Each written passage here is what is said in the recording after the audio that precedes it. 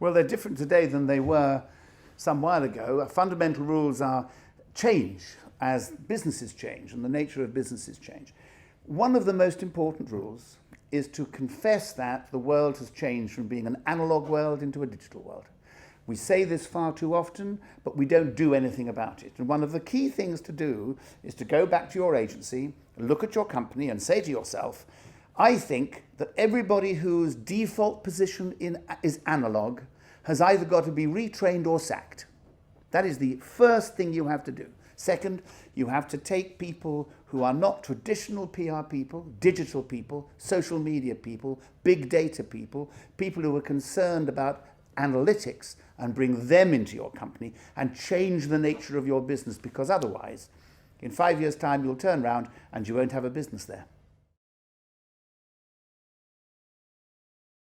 Well, my mantra is that about 15 years ago, I read this extraordinary Winston Churchill quotation where he said to his private secretary that before he goes to bed, he puts himself on trial and he asks himself, what have I done today? What have I effectively done today to move the country forward?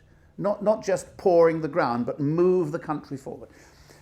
And I found that I was spending days going to pretty unproductive meetings, doing the hell of a lot of emails, but not doing anything very effective. So every night, I finish work at 9 o'clock. I never work later than 9 o'clock at night. And I ask myself 3 questions every night. First, what have I done today which has moved forward the interests of my clients? What professional things have I done today of which I am proud? The second thing I ask myself is, have I made money today? Money for me, money for my clients, money for my shareholders. And thirdly, I say to myself, have I had fun? Because this is a strange industry. If you don't have fun, you better give it up.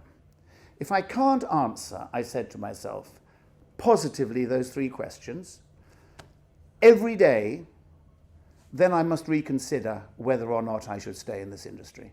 And I think that's a good set of rules to put in anybody's mind.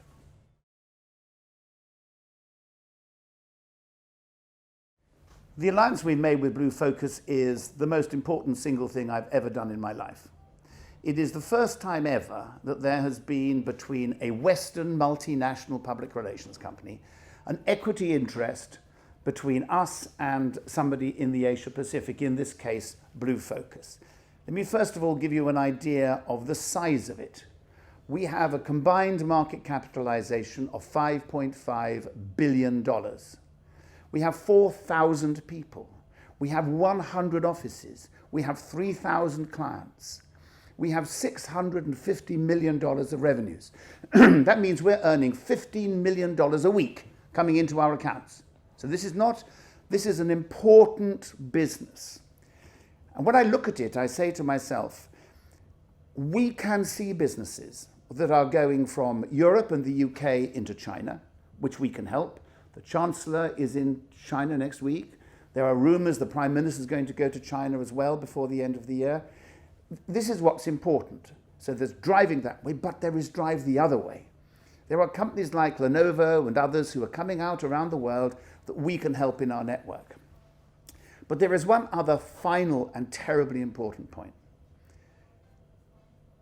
The worst thing that has happened to public relations is that they have increasingly, the large ones, been run by people who don't understand public relations, namely advertising agencies, advertising agency groups. This is a massive public relations company which doesn't have advertising at its core, it has digital at its core. Because what has happened to Huntsworth and is happening to Blue Focus is the development of a digital social media base which will change the face of public relations. So although I might be under the sod by the time it actually happens, within 4 or 5 years, this will be the most powerful force in public relations in the world.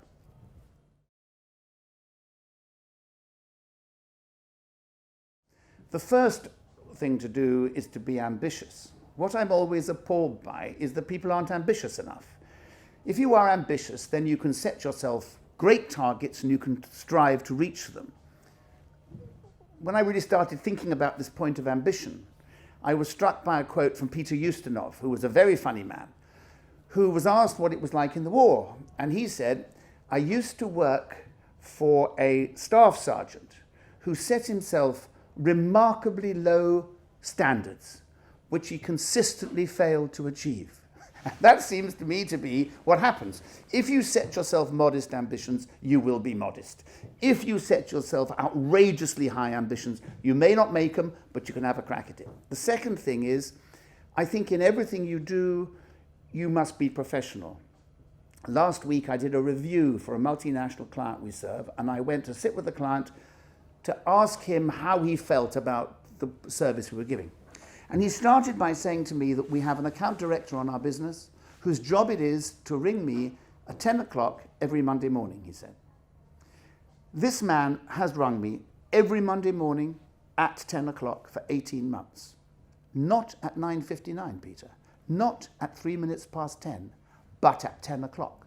We can set our watches in the office by the fact he rings at 10 o'clock. He's never cancelled, he's always been on time. Somebody who cares that much about the detail of my business and my relationship with him is, to me, somebody I want to go on working with. And we are lackadaisical when it comes to those things.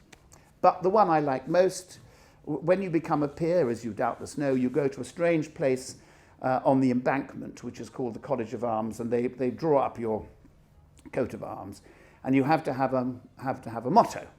And my motto at that time was, and is now, and my children laugh whenever I say this, is never give up. Because everybody who has given up, who has failed, doesn't know how close they were to success. The next minute could have produced exactly what they required. And Blue Focus is a good example of that.